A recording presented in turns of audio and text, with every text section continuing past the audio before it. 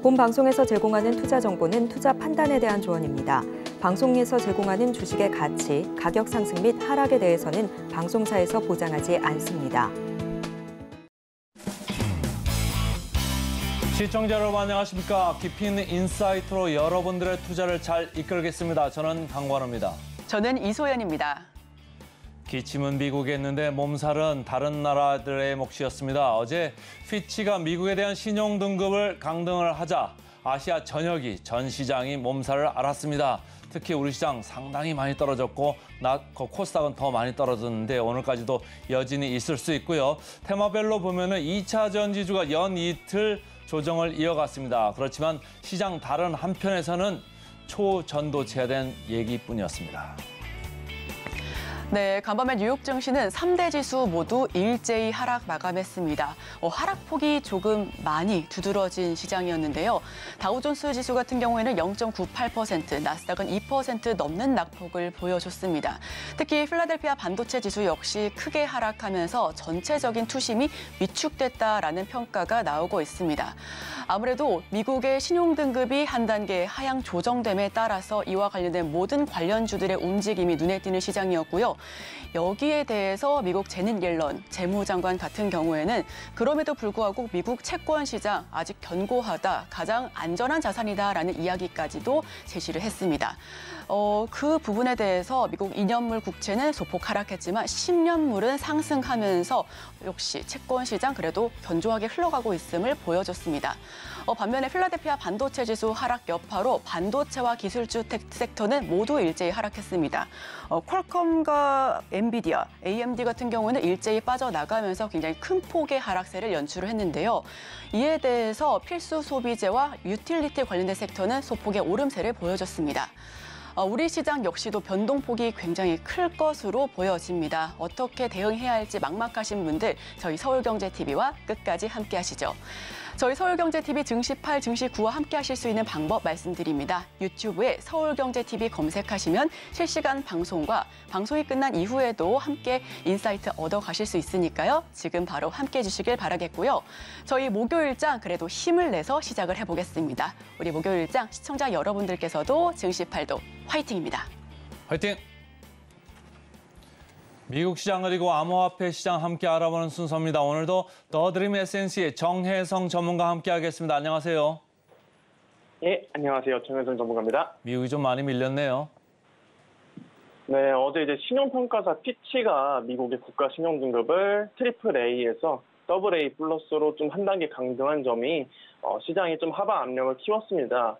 피치는 저번에 이제 미국이 미국의 그 부채 한도 상향권으로 이제 좀 정치적인 대립이 계속 좀 이어진 것이랑 그리고 계속 늘고 있는 이런 미국의 부채 그리고 향후 3년까지 예상되는 이런 재정 적자 악화를 좀 이유로 등급을 강등을 하면서 미국뿐만 아니라 지금 전 세계 증시가 일제히 급락하는 모습을 보여주고 있습니다.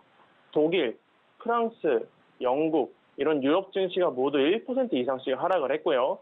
어제 우리나라뿐만 아니라 일본, 중국, 홍콩, 호주까지 모두 하락을 하면서 위험 회피 현상이 지금 일어났습니다. 그동안 이제 AI의 영향을 받아서 주가가 상승했던 이런 기술주들도 거의 대부분 지옥을 봤는데요. 엔비디아가 거의 5% 가까이 빠지고 구글도 빠지고 메타, 마이크로소프트 그리고 내일 실적 발표를 앞두고 있는 애플까지도 모두 하락을 했습니다. 이에 당연히 이제 필라델피아 반도체 지수도 오늘 3.8% 급락을 했고요. 다만 시장이 이렇게 좀 급락을 했어도 주요 인사들은 과한 걱정이라는 의견을 지금 내비치고 있습니다.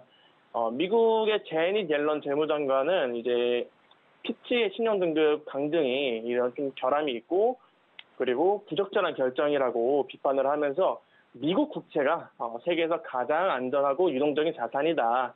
그리고 미국 경제가 근본적으로 강하다는 사실은 바뀌지 않는다고 미국은 최근에 금융 시스템을 가지고 있다고 밝혔습니다. 여기다가 이제 월가의 황제로 불리는 JP 모건 체이스의 CEO 제이미 다이먼 이 사람도 이제 피치의 결정은 좀 말도 안 된다. 미국의 군사 시스템 아래에 있는 국가들이 AAA 등급을 좀 받고 있는데 미국이 이제 AA 플러스 등급을 갖고 있는 게 좀 우스꽝스럽다고 비판하기까지도 했습니다. 에드워드 존스의 이제 수석 투자 전략가 모나 마하담도 지금의 신용 등급 강등은 지난 2011년 때의 S&P의 강등 때와는 매우 다르다고 언급을 하기도 했고요. 그리고 지금 시장이 이렇게 좀 움직이니까 투심에도 당연히 좀 영향을 끼칠 수밖에 없었을 거라고 보고 있습니다. 지난주까지만 하더라도 이제 극단적 탐욕 구간에 위치했던 이 공포 탐욕 지수가 이제 67로 떨어지면서 현재 탐욕 등급으로 하락을 했습니다. 이제 주식 시장이 하락할 때 좀 상승하는 빅스 변동성 지수도 오늘 15% 상승을 했고요. 최근 공포 탐욕 지수가 이제 극단적 탐욕 구간에 머물면서 주가들의 변동성을 좀 많이 키웠잖아요. 어떻게 보면 지금까지 과열됐던 시장을 좀 살짝 식혔다고 긍정적으로도 좀 바라볼 수가 있겠습니다. 따라서 앞으로의 이제 기술주들의 주가를 한번 좀 지켜봐야 될 것 같고, 그리고 지금 오늘은 이제 7월 ADP 민간 고용 지표가 나왔습니다. 민간 고용이 지금 시장 예상치 17만 5천 증가를 좀 상회한 32만 4천 개가 증가를 했다고 하고요. 특히 호텔이나 식당 등의 이제 서비스업 쪽에서 20만 명이 넘게 증가를 했다고 합니다. 어제 발표했던 구익이직 보고서, 조치 보고서에서 민간 기업 구인 건수가 전월 대비 4만 건 감소했던 것과는 좀 상반된 모습입니다. 다만 임금 상승률은 전년 동월 대비해서 6.2%로 2021년 11월 이후 가장 낮은 상승률을 기록하면서 둔화세를 기록했다고 하네요. 그리고 이제 내일 나오는 7월 고용 동향 보고서까지는 꼭 확인을 해봐야겠습니다. 지난 방송에서도 제가 지금 말씀을 드렸다시피 지금처럼 강한 고용 시장은 오히려 좀 조기 긴축 종료에 대한 기대감을 불러올 수가 있을 것 같습니다. 물론 여기에는 이제 인플레이션이 계속 둔화하는 흐름도 같이 동반이 되어야겠지만 이제는 고용 지표가 좀 강하게 나온다고 해서 크게 걱정할 시장은 아니라는 점, 너무 우려할 필요까지는 없다는 점까지 말씀을 드려보도록 하겠습니다.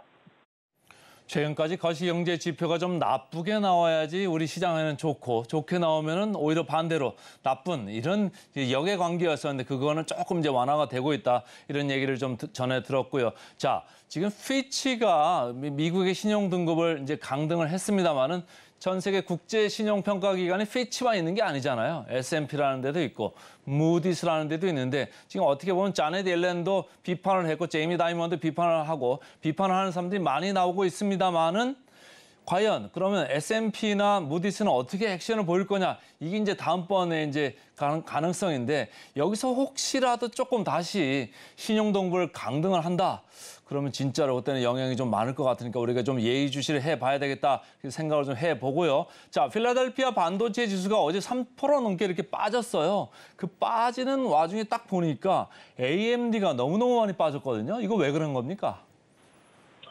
사실 오늘 좀 대부분의 기업들이 이제 그 신용 등급 평가 강등 때문에 AMD 같은 기업들이 좀 호실적을 발표를 했음에도 하락을 했습니다. AMD도 이제 다른 반도체 기업들과 마찬가지로 이 생성형 AI에 최적화된 이제 반도체 매출이 좀 증가를 해서 호실적을 발표를 했는데요.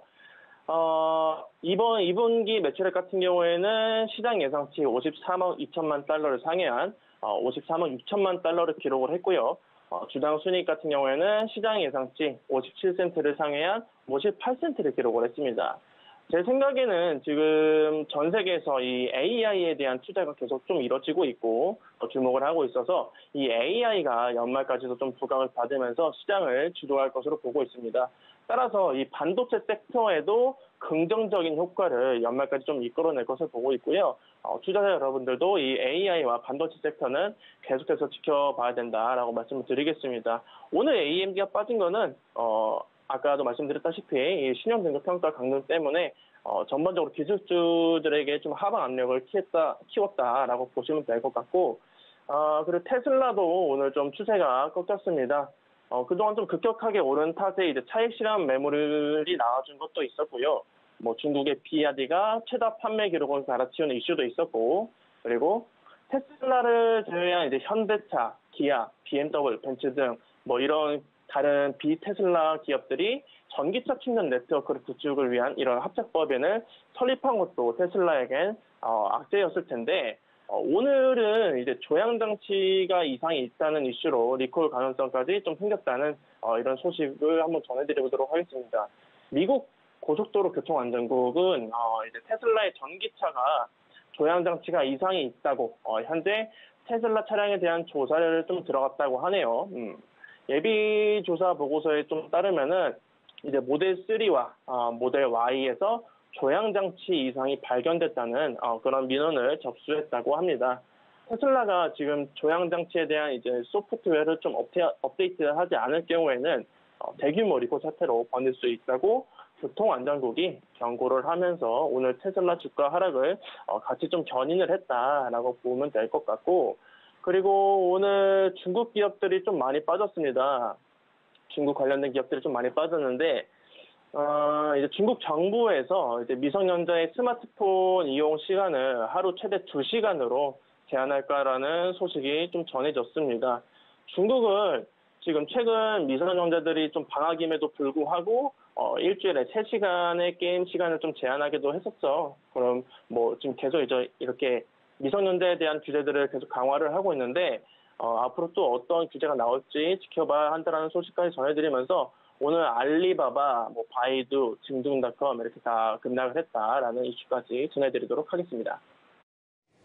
오늘 특징주 3가지 이제 말씀을 했는데 AMD 관련해 가지고 반도체 가격 조금 우리도 좀 오늘 봐야 되겠다 이런 생각들을 좀 장초반에 좀 해볼 필요가 있을 것 같고요. 테슬라 조향 장치 이쪽 리콜 가능성 우리나라 2차 전지 지금 이틀 연속 조정을 받았거든요. 오늘까지도 좀 영향권에 있다 이런 생각을 좀 하시면 좋고, 중국에서 스마트폰 제한 소식 이런 게 우리나라 사실은 미디어나 게임이나 이런 쪽에도 관련해서 악영향을 줄 수 있는 이런 뉴스들이거든요. 그러니까 해외 뉴스들 좀 잘 봐야 되겠다는 생각을 해봅니다. 자, 비트코인으로 좀 가볼까요? 비트코인 무슨 소식이 있을까요? 비트코인 같은 경우에는 좀 그동안 좀 지지부진했던 이런 비트코인의 움직임이 미약하지만은 조금 반등을 했습니다. 지금 이 구간에서 하락 추세에서 좀 상승 추세로 전환할 수 있는 변곡점이 될지는 조금 지켜봐야겠지만, 만약 상승 추세로 전환을 한다면은 다시 한번 전고점을 뚫으려는 시도를 보여줄 겁니다. 반대로 지금 하락 추세로 계속 이어간다면은 계속 방송에서도 말씀드렸다시피 3,400에서 3,500만 원 구간까지는 떨어질 가능성도 지금 존재합니다. 따라서 오늘 내일을 좀 기준으로 해서 움직임이 좀 확인될 것 같은데 한번 지켜보자라는 의견을 전해드리도록 하겠고요. 현재 비트코인이 좀 상승과 하락의 기로에 서 있는 와중에 알트코인들도 변동성을 키워갈 것으로 보입니다. 특히 지금 계속 주말마다 50% 넘게 급등을 했다가 내리꽂는 이런 알트코인들이 나오고 있는데 아마 이번 주말에도 같은 흐름이 나와주지 않을까 이렇게 전망을 하고 있고요. 이런 시장에서는 당연히 이제 시청자 여러분들께서는 분할로 매수하는 전략을 필수로 취해야겠죠. 꼭 대응할 수 있는 여력을 만들어놔야 된다. 그래야 계좌 손실을 피할 수 있다라는 말씀까지 한번 전해드리도록 하겠습니다. 계속 얘기가 나오고 있습니다만 미국에서 지금 법원마다 판결이 지금 엇갈리고 있어서 말이죠. 가상화폐를 어떤 때는 그냥 코인으로 봐라, 어떤 때는 이게 증권이다, 이런 얘기들이 계속 엇갈리고 있어요. 네, 맞습니다. 지금 미국 법원에서는 지난 이제 래플랩스 때와는 좀 반대되는 이런 판결을 내려서 지금 시장에 계속 혼란을 주고 있습니다. 맨하튼 법원의 이제 레이코프 판사가 권도영이 지난 미국 증권거래위원회 상대로 제기한 소송에서 가상화폐는 증권이라면서 판매 방식에 따라 증권 여부를 구분하는 것을 거부한다라는 이런 판결을 내렸습니다. 이 같은 판결은 지난달에 이제 리플이 증권이 아니라는 판결에 완전히 반대되는 판결이라서 추후에 이제 SEC가 리플을 항소를 하게 된다면 가상화폐 거래소는 이제 연방증권법을 좀 준수해야 한다는 이런 SEC의 주장에 힘이 실리게 됐다라는 이슈가 한 번 있었고요.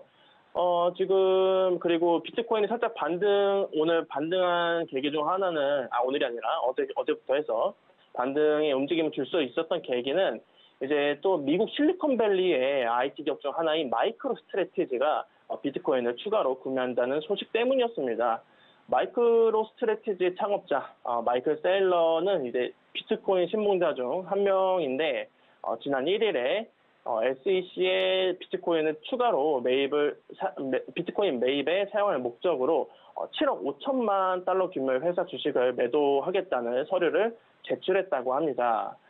마이크로 스트래티지는 현재 지금 15만 2,800개의 비트코인을 보유하면서 세계에서 가장 많은 비트코인을 보유한 기업이기도 합니다.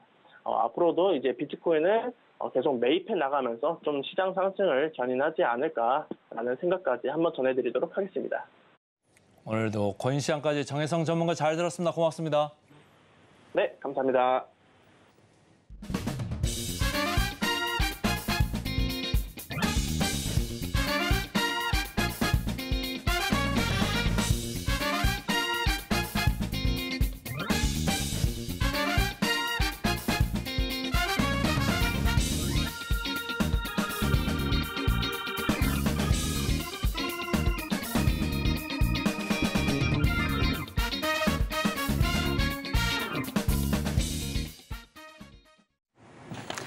네, 개인 투자자가 아닌 전문가는 장 시작 전 뉴스를 볼 때 어떤 부분에 초점을 맞출까요? 오늘 이분과 함께 이야기 나눠보겠습니다. 헤르메스 스타 김시은 팀장 모십니다. 어서 오세요. 네, 안녕하세요. 네, 김시은 팀장과 함께하는 오늘의 일면 화면으로 살펴보시죠. 오늘의 일면 지금 제가 말씀을 드리겠습니다. 게임 매출 4강 지각 변동, 승자는 누구? 이렇게 나와줬네요. 사실 어제장에서 이런 짤이 돌더라고요. 반도체와 2차 전지가 싸우고 있는데 갑자기 나타난 초전도체로 막 도망가는 그런 게 있었거든요. 그래서 어떤 거 가져와 주실까 하고 기대를 했었는데 갑자기 게임? 이런 생각도 듭니다. 어떻게 헤드라인 풀어주실까요? 초전도체 같은 경우에 오늘 증시에서 좀 강하게 불 것 같은데 사실 어제 워낙 많이 다뤘다 보니까 증권방장에서 그래서 좀 다른 쪽으로 갖고 왔습니다. 게임 쪽을 조금 집중을 해보시면 좋을 것 같은데 오늘 같은 경우에는 블루 아카이브라고 넥슨 게임즈에서 내놓은 그 게임이 있는데 중국 쪽에서 이번에 출시가 될 예정입니다. 사실상 중국 시장이 워낙 크다 보니까 사실상 넥슨 게임즈의 블루 아카이브가 매출이 그 1위라든지 좀 긍정적인 순위를 달성을 하게 됐을 때 좀 게임즈 쪽에서도 훈풍이 돌지 않을까 이렇게 생각을 해서 게임즈를 선정을 해봤는데 앞서서 이제 기사 제목에서 게임 매출 4강 승자는 누구 했을 때 저는 좀 굉장히 기사의 제목이 좀 궁금하다. 그래서 승자는 누구지? 라는 생각을 했는데 답변이 나왔네요. 네, 여전히 리니지 모바일입니다. 부동의 1위라고 보시면 좋을 것 같은데 리니지 모바일 같은 경우에는 NC소프트 작품이라고 보시면 좋을 것 같은데 워낙에 그 린저시드를 바탕으로 했을 때 안정적인 매출을 내고 있고 워낙에 과금을 해야 하는 구조이다 보니까 사실상 게임을 할 때 300만 원 쓰면 이제 사람 구실은 어느 정도 하겠네.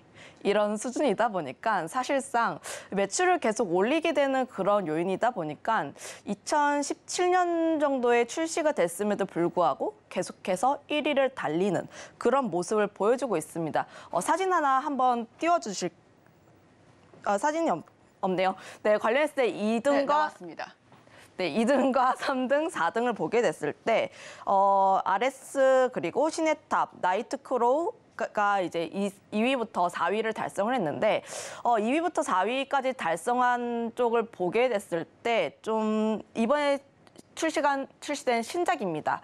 거의 뭐 한 달 정도 된 그런 신작이다 보니까 사실상 1위 같은 경우에는 기존의 1위라고 보시면 좋을 것 같고 2위부터 4위 같은 경우에는 신작 출시다라고 보시면 좋을 것 같은데 우리가 여기서 좀 주목을 해보실 점은 2위부터 4위가 신작에 대한 점이라는 점. 그렇게 따라서 사실상 게임주들 봤을 때 신작이 좀 중요하다라고 보시면 좋을 것 같은데 그동안 우리가 게임주들을 봤을 때 주가의 흐름이 좀 부진했던 요인 중 하나가 첫 번째는 신작에 대한 출시가 지연이 되었다는 점입니다.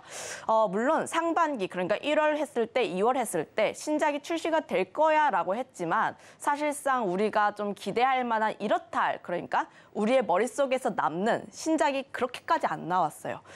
사실상 게임주들 같은 경우에는 신작이 나와줘야지 그 다음에 매출이 좀 어느 정도 반영이 되는 흐름들이 나와주고 있는데 신작이 출시가 지연되다 보니까 사실상 매출 면에서도 나오지 않고 있는 모습 보여주고 있고, 두 번째로는 기존 게임도 그렇고 매출이 떨어지고 있다는 점입니다. 관련했을 때 아무래도 좀 코로나 기간 동안은 사람들이 집 안에만 있다 보니까 게임을 굉장히 많이 하고 있어요. 그런데 야외 활동 좀 많이 하게 되고 엔데믹 하다 보니까 사실상 게임 인구 수가 조금씩 줄어들면서 그거에 따라서 게임 이용자가 이탈되는 점이 있다는 점, 이런 부분을 보게 됐을 때 사실상 게임사들 같은 경우에는 상황이 그렇게까지 좋지만은 않습니다. 실제로 이 부분이 실적으로 반영이 되기도 했는데 1분기 같은 경우에도 게임사들 실적 안 좋았어요. 넥스게임즈라든지 크래프톤을 제외하고는 사실상 실적이 좋았다라고는 볼 수가 없겠고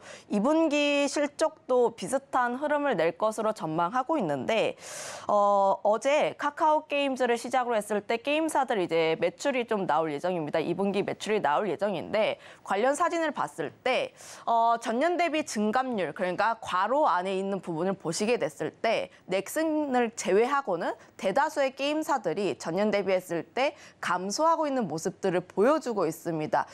물론 영업이익에 대한 부분이 있지만 매출단으로 봤을 때도 감소하는 모습들을 보여주고 있고, 특히 넷마블 같은 경우에는 6분기 연속으로 적자를 지속하고 있다 보니까 사실상 우리가 좀 게임사를 할 때 생각을 많이 했던 3N이라고 하죠. 기존의 게임 강자들, 넥슨이라든지 NC소프트라든지 넷마블 이런 쪽에 대해서도 더 이상 실적이 긍정적으로 나오지 않는다라고 보시면 좋을 것 같고, 최근에 신흥 강자로 떠오르고 있는 SK2라고 하는데 SK2 할 때 S는 좀 스마일 게이트다 보니까 상장이 안 되어 있어서 논외로 치고 K2로만 치면은 크래프톤 같은 경우도 1분기는 긍정적인 실적을 냈지만 2분기 같은 경우에는 좀 전년 동기 대비했을 때 감소되는 흐름들을 보여주고 있고, 카카오 게임즈도 물론 이번에 출시된 신작이 긍정적인 흐름들을 보여주고 있긴 하지만 오딘에서 좀 감소한 분을 커버를 해주지 못한다는 점을 보면은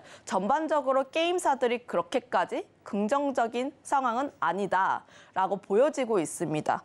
그러면 이제 게임사들이 이러한 상황을 타개를 하기 위해서 가장 필요한 건 신작이다라고 보시면 좋을 것 같은데, 왜냐하면 신작을 출시를 하면 게임사들 특성상 신작을 출시를 했을 때 그때 새로운 게임이다 하면서 우리나라 남성분들도 그렇고 게이머들도 그렇고 새로운 게임 출시가 되면은 단기간에 다 깨기로 유명하잖아요. 워낙 게임을 사랑하시는 민족이다 보니까.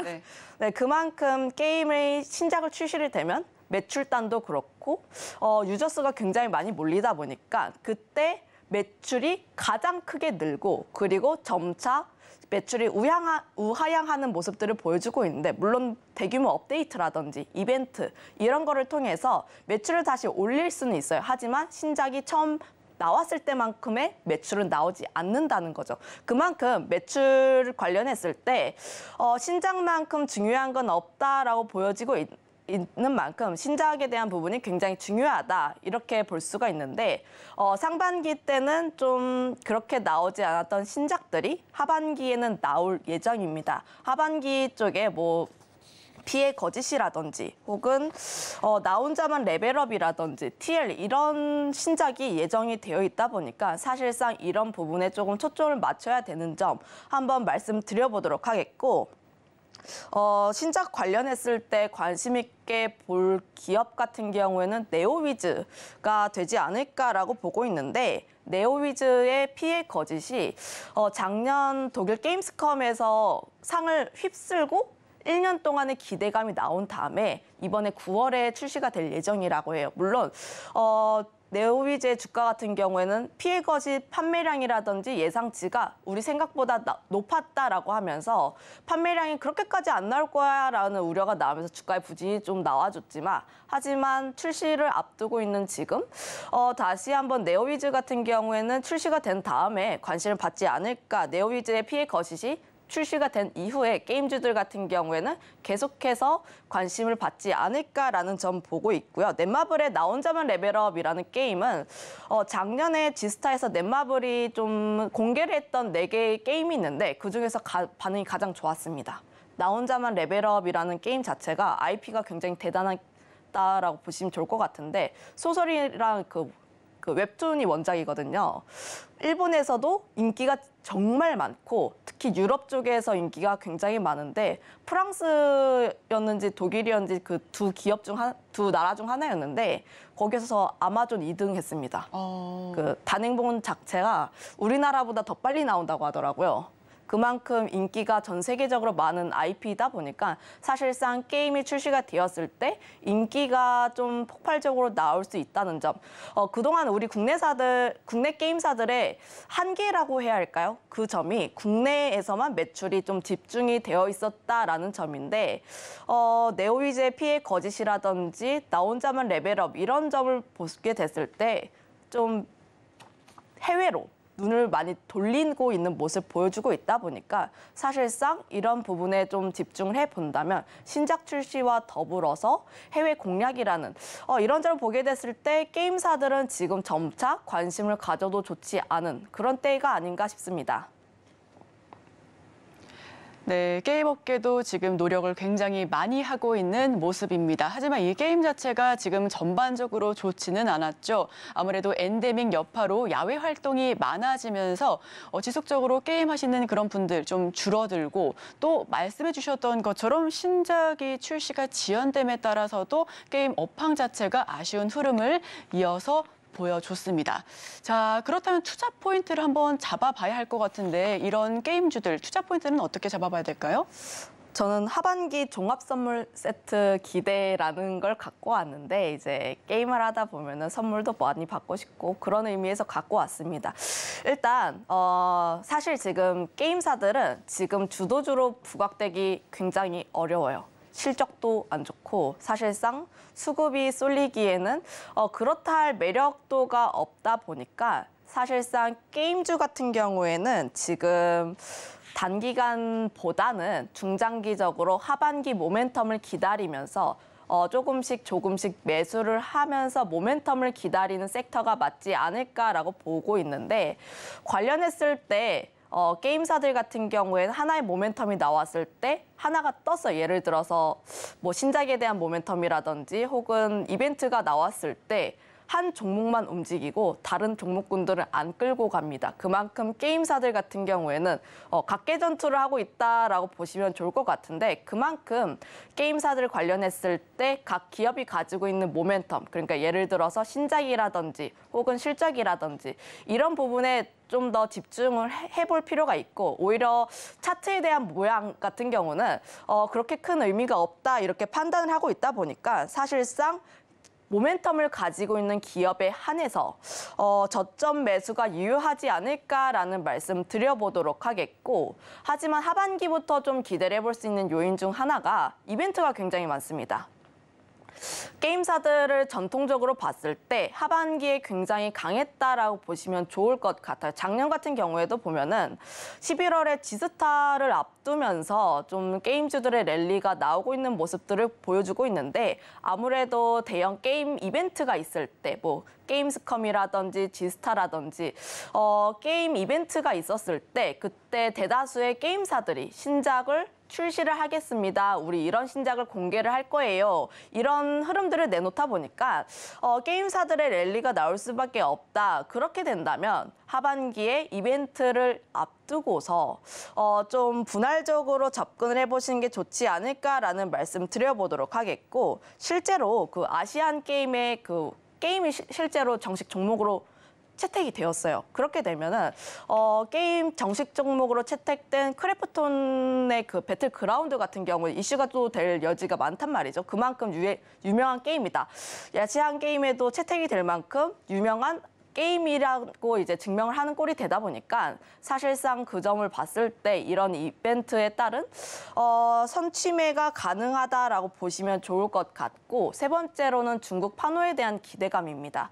그동안 우리나라 같은 경우에는 중국 쪽에 대한 매출 비중이 높았었는데 좀 아무래도 규제가 좀 나오게 되었죠. 시진핑이 게임은 아편이다 이런 발언을 하면서 사실상 게임 산업 자체를 규제를 했습니다. 그런데 한 작년 하반기부터 판호 발급에 대한 규제를 점차 내놓으면서 실제로 발급 건수가 증가를 하고 있는 모습을 보여주고 있는데, 외자 판호 같은 경우에는 지난해 12월 그리고 올해 3월에 발표가 되었고요.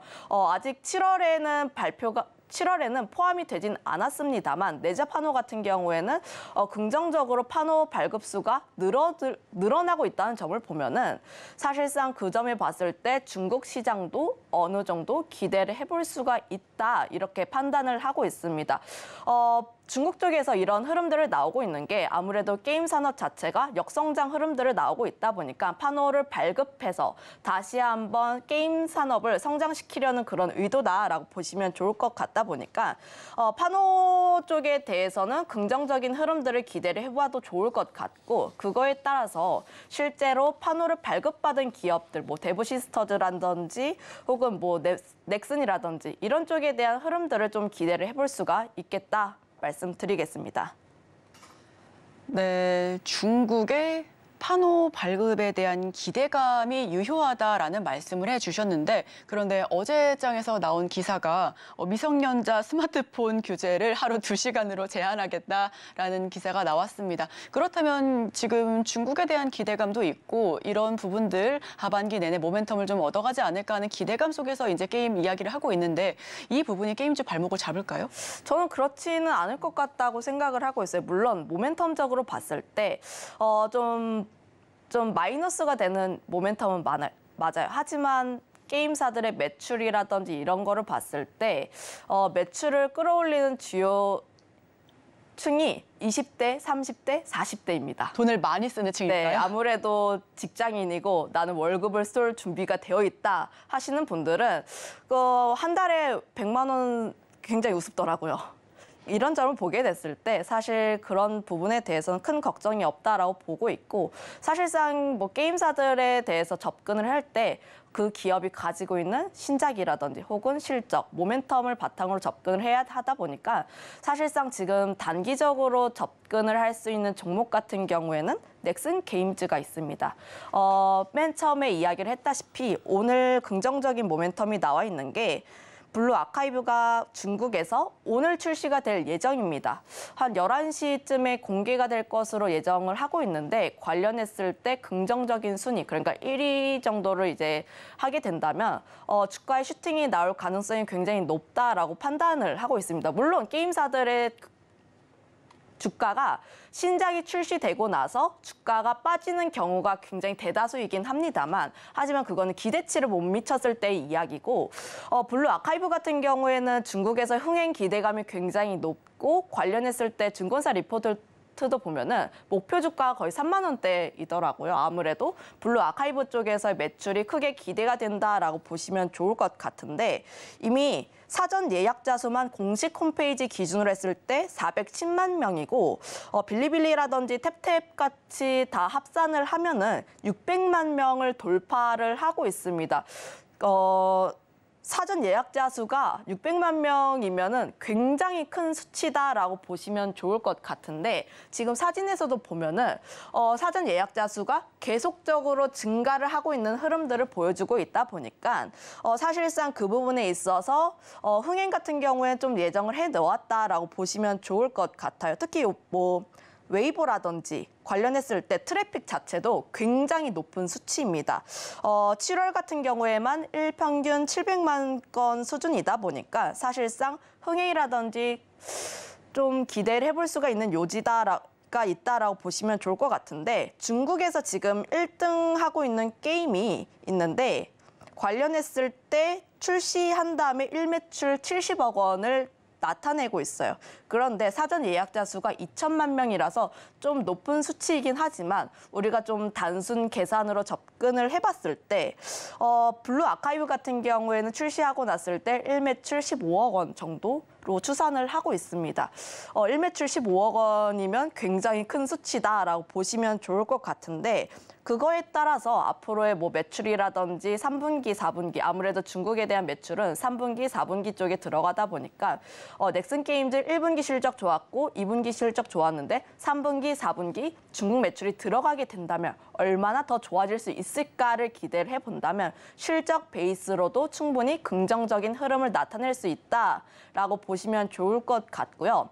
특히 블루 아카이브 같은 경우에 지금 보시면 일본에서 출시를 한 다음에 그다음에 중국에서 출시를 할 예정입니다. 이미 일본에서도 출시를 했고 국내에서도 출시를 했고 검증된 흥행 IP다라고 보시면 좋을 것 같은데 매출이라든지 이런 부분을 보게 됐을 때 출시를 하고 나서 보통 게임사들이 가지고 있는 특성이라고 할 수 있는 그 신작 출시하고 나서 우하향 기조, 그러니까 매출이 우하향하는 기조가 그렇게까지 크게 나오지 않는다는 점을 보면은 사실상 이 게임을 하시는 분들의 충성심이라든지 이탈률이 그렇게까지 높진 않다. 그리고 매출단으로 봤을 때도 계속 이어갈 가능성이 높다. 이렇게 보고 있다 보니까 사실상 매출단에서도 계속 견조한 흐름들을 나올 가능성이 굉장히 높다 이렇게 판단을 하고 있습니다. 사실상 블루 아카이브라는 모멘텀을 가지고 이야기를 풀어냈었는데 넥슨 게임즈 같은 경우에는 이것뿐만 아니라 실적에 대해서도 굉장히 크게 기대가 되는 게임즈 내에서도 실적이 크게 방어가 되고 있는 종목이다라고 보시면 좋을 것 같고요.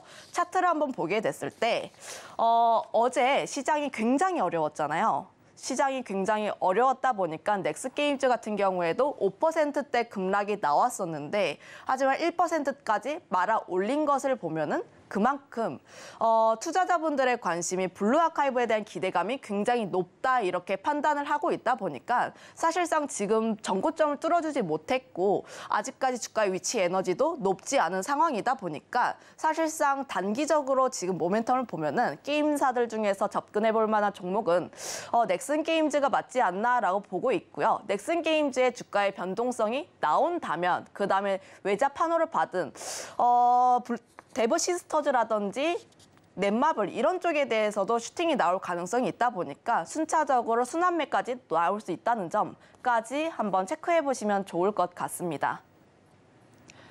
네, 지금 게임주가 사실상 주도 섹터가 되기는 어렵습니다. 하지만 역사적으로 하반기가 좀 강했었고 또 지금 말씀해 주셨던 것처럼 넥슨 게임즈 지금 흥행이 한국에서 그리고 일본에서 많이 성공을 해왔기 때문에 중국에서 역시도 오늘 11시쯤에 발표가 된다고 하죠. 이 부분을 좀 기대해도 될 만한 그런 여지가 있지 않나. 저점으로 조금 모멘텀을 기다려가면서 담아봐도 되지 않나 그런 이야기를 나눠봤습니다. 지금까지 헤르메스 스타 김시은 팀장과 함께 이야기해봤습니다. 오늘 말씀 고맙습니다.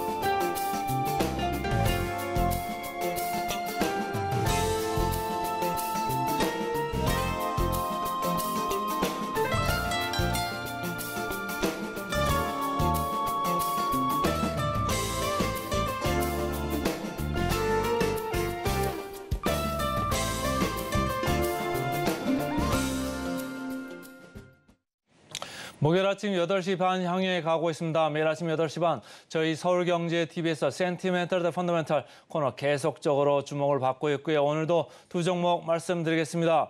오늘 센티멘털로 개인들이 최근에 가장 좋아하는 종목으로 떠오른 종목입니다. LS 일렉트릭 그리고 펀더멘털 기업은행 이렇게 두 종목을 말씀을 드리겠습니다. 자, LS 일렉트릭부터 바로 들어가 보겠습니다.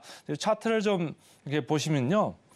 제가 계속적으로 그때 4월, 5월 넘어가면서 계속적으로 얘기를 했고 주가도 계속 우상향하고 있습니다. 이 회사만 우상향을 하는 게 아니고 전반적으로 인프라 관련주가 올라가고 있다. 그러니까 전반적으로 리레이팅을 하고 있다. 이렇게 보시면 좋고요. 최근에 그룹 지주사격이죠. LS 여기까지도 이렇게 올라가고 있습니다. LS는 이런 이제 LS 일렉트릭 주가 강세 여기도 이제 하나의 이제 연결 회사니까 이 의미가 있지만 여기는 또 정부채 사업 이런 것도 관련된 최근에 뉴스가 있었죠. 그래서 좀 올라가는 면이 있는데 어쨌든 LS 일렉트릭, 효성중공업, HD 현대일렉트릭 앞서거니 뒤서거니 하면서 인프라 관련주가 최근까지도 계속 강세입니다. 그런데 이게 왜 강세일까요? 미국에서 특히 좋은 뉴스들이 많이 나옵니다. 왜 나올까요? 전기차 공장 지어야죠.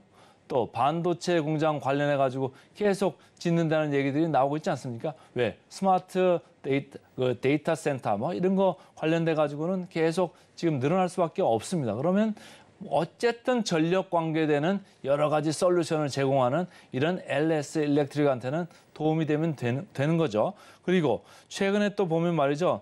이 신재생 에너지를 하면서 어떻게 됩니까? 전력 효율이 낮지만 좀 멀리 가 있잖아요. 바다에 멀리 나가 있든지 아니면 산 깊은데 아니면 높은데 이런 게 가 있잖아요. 그럼 거기서부터 우리 사용하는 그 사용자까지 오는데 아주 거리가 멀죠? 그럼 누가 그걸 담당을 해야 됩니까? 바로 이런 회사가 담당을 해야 되는 거죠. 전력 관계된 모든 솔루션을 제공을 하고 있는 LS 일렉트릭입니다. 그러니까 최근에 주가가 이렇게 올라왔습니다만 이게 단기가 아니고 좀 장기로 볼 수 있겠다 이런 얘기를 하는 거죠. 인프라 같은 거 까는데 되게 오래 걸리잖아요. 이런 전력 사업이 시간이 오래 걸립니다. 그러니까 특히 미국에서 수요가 지금 뒷받쳐주고 있기 때문에 계속적으로 호황을 좀 즐겨보자 하는 개인들은 계속적으로 지금 들어오는 이런 상황입니다. 한화투자증권에서 이제 리포트를 2분기 실적 관련해가지고 썼어요. 그래서 1분기, 2분기 계속 서프라이즈다. 그래서 매출 영업이 계속 늘어나고 있다.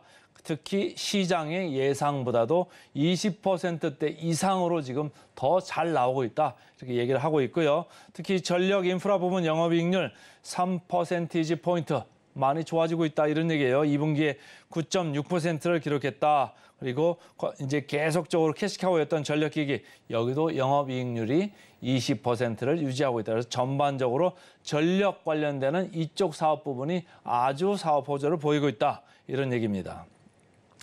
하이투자증권에서는 목표 주가를 14만 원으로 올렸습니다. 목표 주가를 올린 데가 여기만 올린 것도 아니고 다른 데도 14만 원을 올린 데가 또 있습니다. 근데 제가 하이투자자만 오늘 가져왔고요. 2분기의 영업이익률 8.7%입니다. 실적 전환이 가속화가 중요한 말이죠. 가속화입니다. 감속이 아니고 가속. 앞으로도 더 좋아질 수 있다 이런 얘기죠. 여기에 그런 의미를 내포를 하고 있습니다.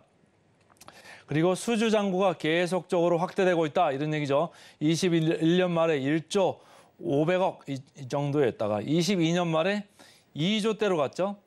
금년 2분기에 2조 5천대로 왔습니다. 아주 반년인데 벌써 5천억대가 더 쌓인 겁니다. 매출이 시장 예상보다 23%보다 더 올라왔는데도 2조 5천까지 갑니다. 5천억이 순식간에 이렇게 쌓여버린 겁니다. 그래서 전체적으로 아까 말씀드린 대로 반도체 쪽, 배터리 쪽, 신재생 에너지 쪽 이쪽에 수요가 아주 좋기 때문에 계속적으로 지금 실적 전환은 가속화되고 있다 이렇게 보시면 되겠습니다. 차트 보시죠. 차트 보시면 계속 이렇게 우상향하는 그래프입니다. 이렇게 오르고 내리고 최근에 변동성이 좀 좋고요. 그다음에 거래량이 많이 들어와 있습니다. 거래량이 어제도 상당히 많이 거래가 되는데 외국인 기관은 팔고 있습니다. 그러면 이건 누가 지금 주도를 하고 있다고 그랬죠? 개인들이 가장 좋아하는 주식으로 바뀌고 있습니다. 개인들이 가장 좋아했던 주식이 최근까지 뭐였죠? 포스코 홀딩스가 이제는 LS 일렉트릭한테 자리를 내줬습니다. 그래서 개인들이 가장 좋아하는 주식으로 이렇게 떠오르고 있는 회사입니다.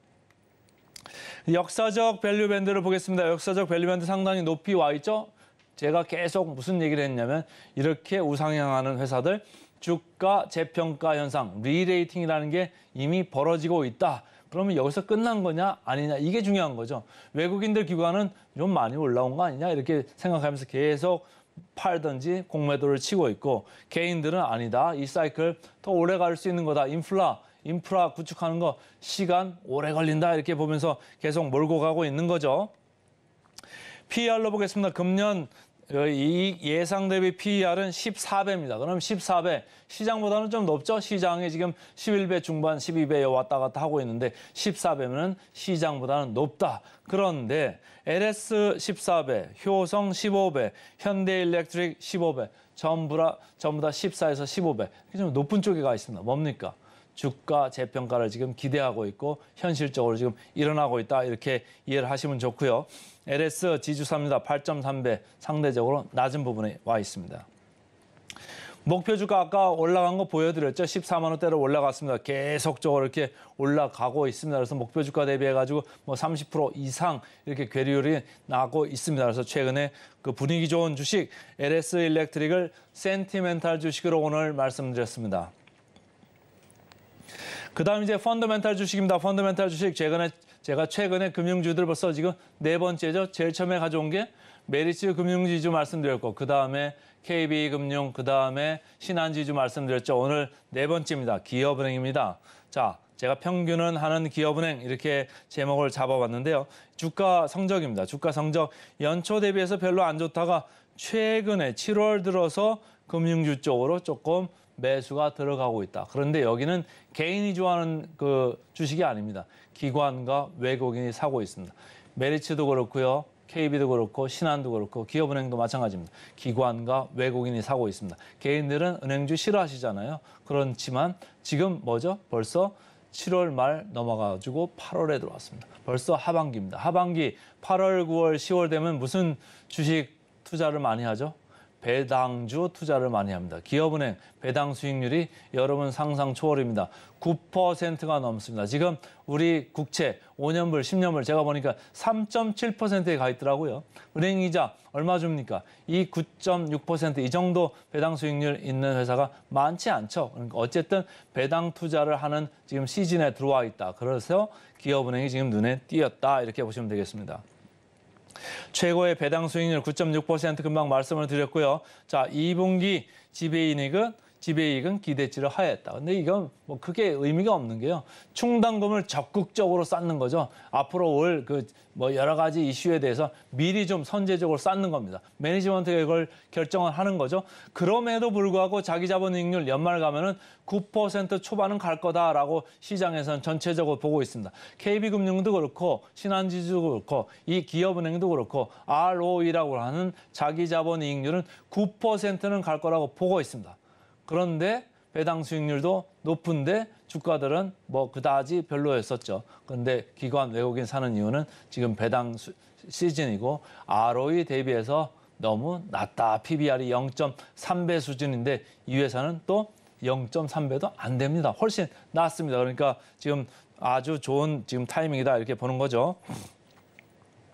마진과 충당금 부담이 정점을 통과했다. 그러니까 매니지먼트, 기업의 최고 경영진들이 지금 적극적으로 많이 충당금을 쌓아놨기 때문에 앞으로 있을 수 있는 여러 가지 안 좋은 이슈에 대해서 많이 버퍼를 지금 마련해 놓고 있다. 이런 얘기를 해요. 그래서 적극적으로 충당금을 적립을 해서 2조 원 이상 쌓아놨다.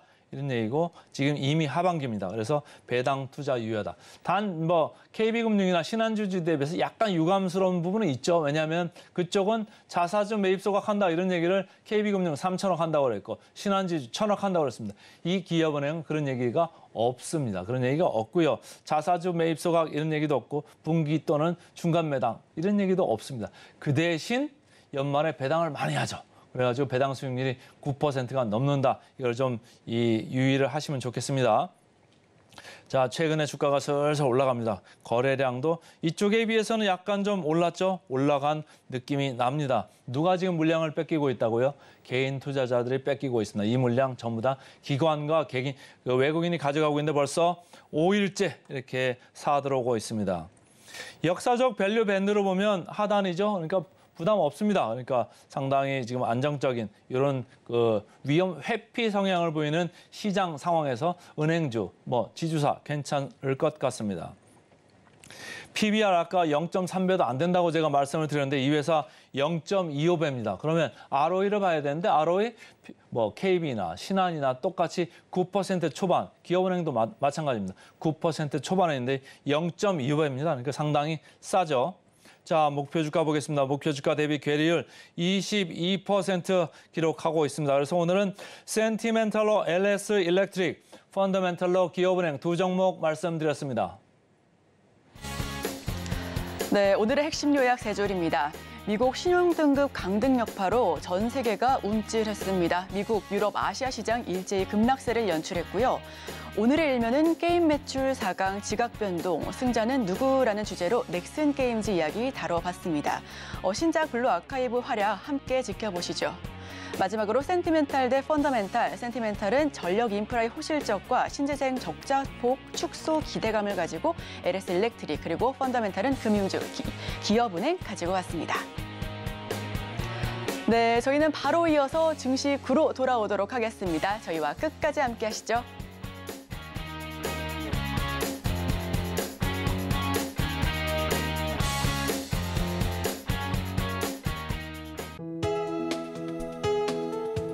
본 방송에서 제공하는 투자 정보는 투자 판단에 대한 조언입니다.